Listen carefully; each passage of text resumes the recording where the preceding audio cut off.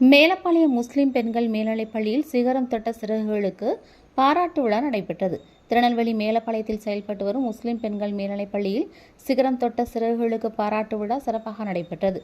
விழாவிற்கு பள்ளியின் தலைவர் மற்றும் தாளாளர் ஜனத்துல் பிர்தௌசி, முஸ்லிம் மகளிர் கல்வி சங்க செயலாளர் ஜனாப் சையது பார்கத்துல் அனாம் ஆகியோர் முன்னிலை வகித்தனர். நிர்வாக ஆட்சிக்குழு தலைவர் ஜனாப் முகமது நவாப் ஹுசைன் தலைமை வகித்தார்.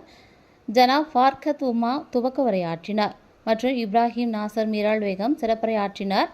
சாஜிதா பேகம் வரவேற்புரை ஆற்றினார். விழாவில் சிறப்பு விருந்தினர்களாக திருநெல்வேலி துணை காவல் கண்காணிப்பாளர் ராமகிருஷ்ணன், நுண்ணறிவு